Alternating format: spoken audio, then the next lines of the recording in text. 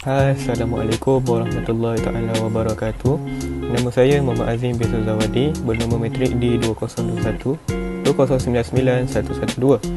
Baik, saya akan menceritakan serba sedikit berkenaan sejarah sukan petong.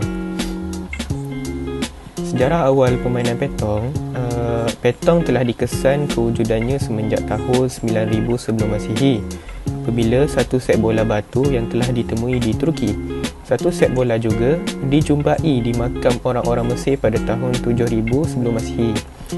Di zaman purba, sukan ini dimainkan oleh orang-orang Rom dan Greek, dan dipercayai juga bahawa orang-orang Rom lah yang telah merupakan orang pertama yang membawa sukan petong ke Marseilles, Perancis kira-kira 2600 tahun dahulu.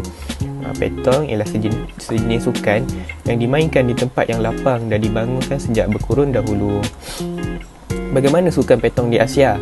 Di Asia, Thailand telah mendahului negara-negara lain.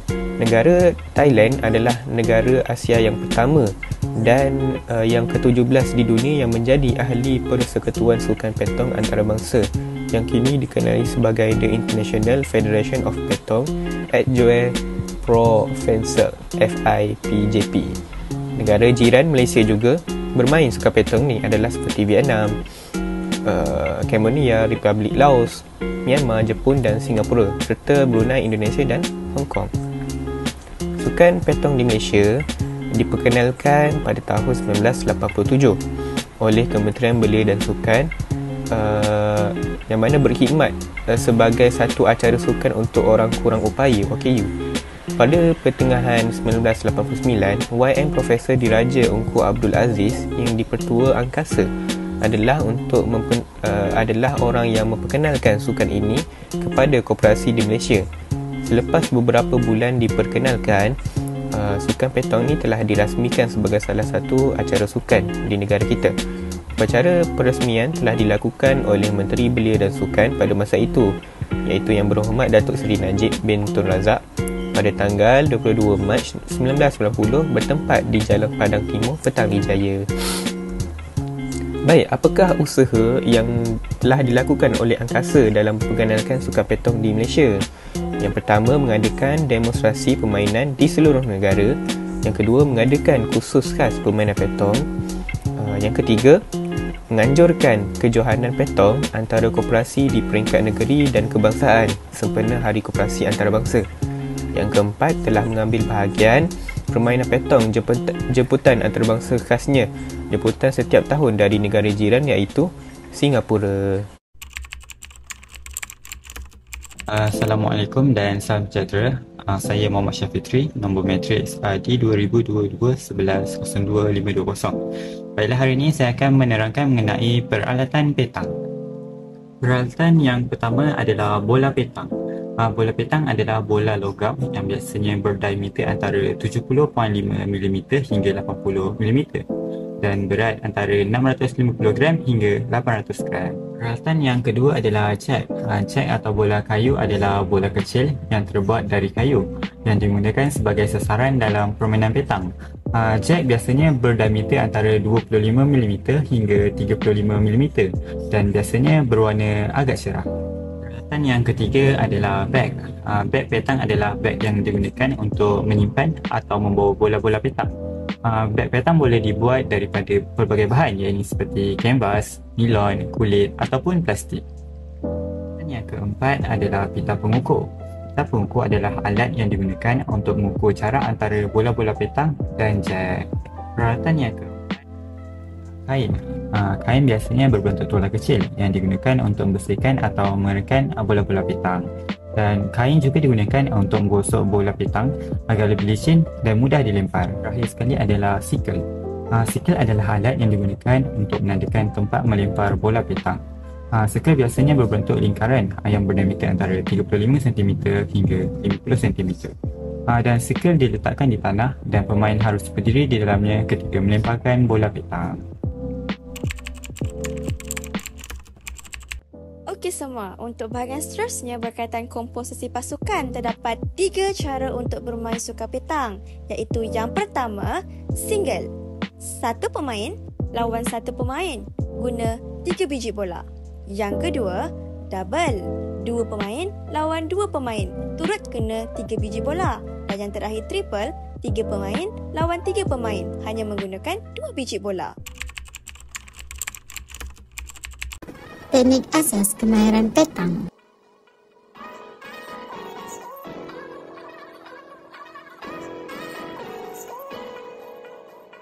Ketika bermain, pastikan kaki di dalam kawasan gelung. Kedudukan kaki separuh ke depan dan separuh ke belakang. Bola jet perlu dibaling terlebih dahulu. Pastikan jarak bola jet tidak kurang dari 6 meter. Teknik asas pegangan bola berbentuk C. Hayungkan bola dari paras bahu. Hanya bola yang paling terdekat dengan jet saja dikira.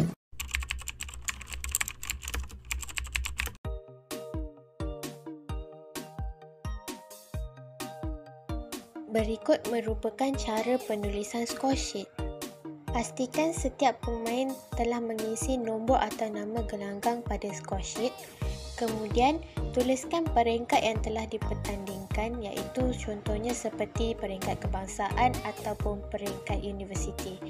Kemudian, tuliskan tarikh perlawanan dan masa permulaan dan pengakhiran perlawanan. Setiap pasukan ataupun pemain perlulah mengisi nama mereka di dalam borang markah. Setiap mata direkodkan apabila setiap N berakhir untuk setiap pasukan. Seterusnya, jumlah keseluruhan markah yang berjaya dipungut akan diletakkan di hujung sekali yang ditulis mata untuk dalam score sheet. Untuk bahagian terakhir di dalam score sheet, tuliskan nama pasukan yang menang dan yang kalah juga di dalam score sheet. Kemudian, isikan jumlah mata yang diperolehi di kotak skor. Setiap pasukan perlulah mengisi tanda tangan mereka di tempat yang telah disediakan dan mereka perlu mendapatkan pengesahan daripada arbiter. Tutorial cara ukur jarak bola petang dari bola jet. Mengukur kedudukan jet mesti menggunakan pita ukur bertanda kerana ia ada kaitan dengan ukuran jarak tetap, iaitu 1, 2, 3, 4, 5, 6, 10, 15 dan 20 meter. Ukuran ini sebaiknya dilakukan oleh arbiter. Yang pertama, mengukur sama ada jet atau bulatan berada pada jarak minimum dari garisan mati atau halangan. Ukuran dibuat pada titik lilitan terdekat jet ataupun bulatan ke garisan mati. Yang kedua, mengukur sama ada bulatan dilukis mengikut ukuran yang benar. Diukur diameter bahagian dalam bulatan. Yang ketiga, menentukan sama ada jet diluntar pada jarak sah. Diukur titik lilitan luar bulatan ke titik lilitan jet yang terdekat. Yang keempat, menentukan sama ada jet telah melepasi jarak mati. Jarak terjauh jet dari bulatan iaitu 15 meter bagi kategori minor dan cadets, 20 meter bagi kategori junior dan senior. Diukur titik lilitan luar bulatan ke titik lilitan jet yang terdekat. Jarak terdekat jet dari bulatan ialah 3 meter. Diukur titik lilitan luar bulatan ke titik lilitan jet yang terjauh. Hai semua, untuk bahagian seterusnya kita akan membentangkan tentang Undang-Undang 41 Sukan Petang. Dalam artikel ini, terdapat beberapa bahagian yang telah dibahagikan.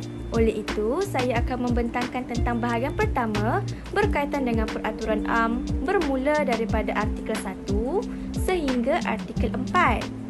Artikel 1 adalah berkaitan dengan komposisi pasukan. Dalam permainan petang, terdapat 3 cara untuk bermainan petang. Yang pertama, 3 pemain melawan 3 pemain, 2 pemain melawan 2 pemain, 1 pemain melawan 1 pemain. Untuk setiap permainan petang yang dimainkan, penggunaan biji bola juga adalah berbeza. Sebagai contohnya, untuk bertiga, 3 versus 3, mereka akan menggunakan 2 biji bola. Dan untuk beregu, 2 versus 2 dan perseorangan, 1 versus 1, mereka akan menggunakan 3 biji bola. Artikel seterusnya adalah berkaitan artikel 2A, kriteria bola yang diluluskan. Permainan petang perlu menggunakan bola yang diluluskan oleh FIPJP dan memenuhi kriteria-kriteria berikut. Yang pertama, bola mestilah diperbuat daripada logam. Garis pusat bola mestilah antara 7.05 cm iaitu minimum dan maksimum sehingga 8 cm. Berat bola mestilah antara 650 gram sehingga 800 gram. Tanda pengeluar dan berat mesti tertera di atas bola dan sentiasa boleh dapat dilihat dengan jelas. Akhir sekali, bola sama sekali tidak boleh dibuat sebarang bentuk pengubahsuaian ke atasnya selepas pengeluarannya disahkan oleh pengeluar yang diberi kelulusan. Walau bagaimanapun, nama pemain, logo, akronim ataupun inisial boleh diukir di atasnya. Am seterusnya adalah berkaitan dengan artikel 2B iaitu denda jika bola tidak memenuhi syarat.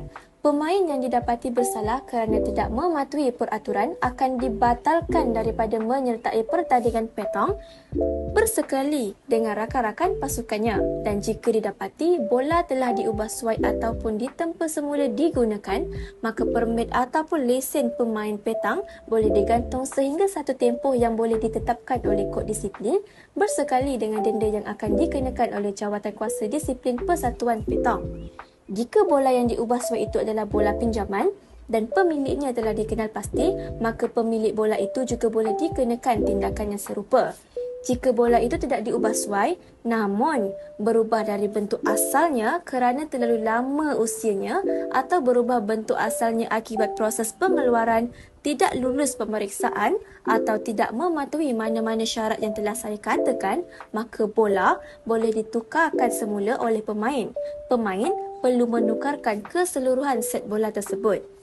Sebarang bantahan mengenai peraturan 1, 2 dan 3 hanya boleh diterima sebelum permainan bermula. Oleh itu, setiap pemain perlu memastikan bola mereka dan bola pihak lawan sentiasa mematuhi syarat-syarat berkenaan sebelum perlawanan bermula. Bantahan berkaitan peraturan yang keempat tadi boleh dibuat pada bila-bila masa ketika perlawanan sehingga N yang kedua. Namun, pada atau selepas N yang ketiga, jika didapati bantahan terhadap bola pihak lawan adalah tidak berasas, pemain berkenaan atau pasukan yang menuntut itu akan dikenakan denda 3 mata dan mata tersebut akan ditambah kepada jumlah pungutan mata pihak lawan. Pengadil atau juri pada bila-bila masa ketika perlawanan berkuasa untuk memeriksa bola mana-mana pemain. Artikel peraturan am yang seterusnya adalah yang ketiga, cek yang diluluskan. Cek adalah sejenis bola yang diperbuat daripada kayu ataupun bahan sintetik, mempunyai tanda pengeluar dan diperakui oleh FIPCP.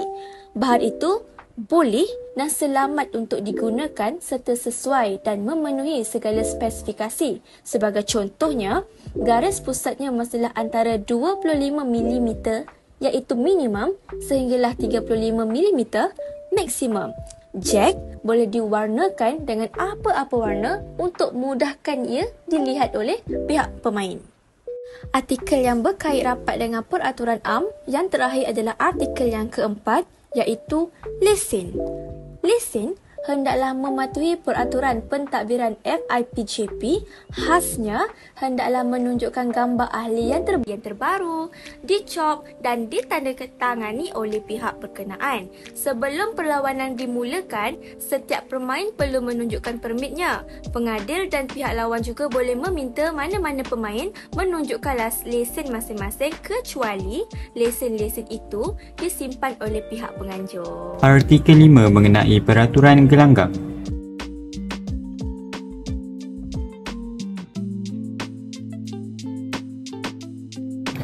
Artikel 6 memulakan permainan dan peraturan berkaitan bulatan membaling.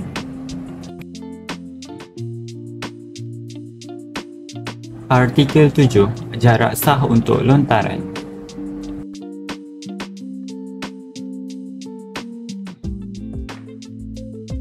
Artikel 8 syarat lontaran jack yang sah.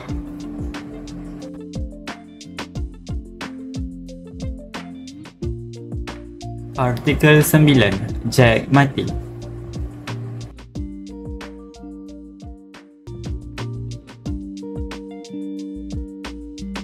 Artikel 10 denda jika mengalihkan halangan, manakala artikel 10A menukar jack atau bola.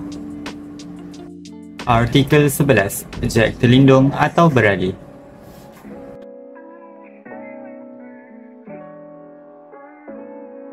Artikel 12. Jack beralih ke gelanggang sebelahan.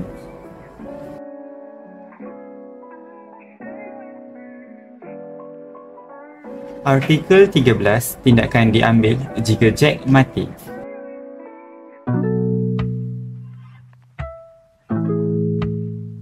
Artikel 14. Meletakkan semula Jack yang diberhentikan.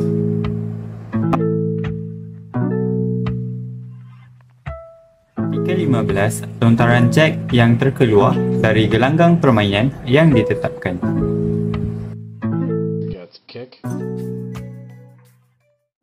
Artikel 16. Melontar bola pertama.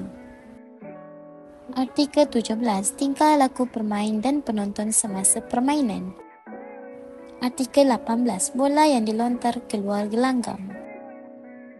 Artikel 19. Bola mati. Artikel 20. Bola yang diberhentikan. Artikel 21. Tempoh masa melontar bola. Artikel 22. Bola beralih tempat. Artikel 23. Melontar bola bukan milik sendiri. Artikel 24. Membaling bola yang tidak mengikut peraturan. Mata dan pengukuran.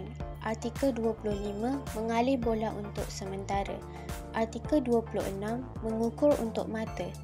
Artikel 27. Mengambil bola sebelum pengesahan mata dibuat. Artikel 28. Menggerakkan bola atau jack. Artikel 29. Bola yang sama jarak dengan jack. Artikel 30. Bahan asing yang melekat pada bola dan jack. Artikel 31. Tuntutan. Artikel 32. Denda kegagalan berada di kawasan permainan. Artikel 33. Kehadiran pemain yang lewat. Artikel 34. Penggantian pemain. Artikel 35. Denda-denda dalam permainan. Artikel 36. Cuaca buruk. Artikel 37. Fasa baru permainan. Artikel 38. Berkongsi hadiah. Artikel 39. Berkelakuan tidak sopan. Artikel 40. Tugas seorang pengadil. Artikel 41. Komposisi dan keputusan juri. Baik, seterusnya kita akan pergi kepada apakah manfaat ataupun kelebihan yang kita peroleh daripada permainan petong. Yang pertama, permainan petong ialah untuk semua. Permainan petong berkonsepkan permainan untuk semua. Individu yang kurang kelebihan dari segi fizikal, kecergasan, stamina, konsentrasi dan kewangan boleh menceburi sukan ini. Tak kisahlah lelaki ataupun wanita, kanak-kanak, remaja, dewasa dan mereka yang sudah berumur pun juga boleh melibatkan diri dalam sukan ini. Yang kedua, kecergasan seumur hidup. Permainan petong dapat memenuhi konsep kecergasan seumur hidup di mana faktor usia dan kekuatan tubuh badan bukanlah menjadi faktor utama ataupun ukuran ataupun kelebihan kepada seorang pemain. Malah semua peringkat umur pemain dari segi kanak-kanak, warga tua boleh menguasai sukan petong dengan baik dan bijak kerana petong amat mudah dipelajari. Yang terakhir, sukan petong ialah one time investment. Dari segi kos permainan petong adalah one time investment. Bol permainan petong hanya dibeli sekali dan selagi ianya tidak pecah ataupun hilang, ianya boleh digunakan bertahun-tahun lamanya. Wassalamualaikum bro.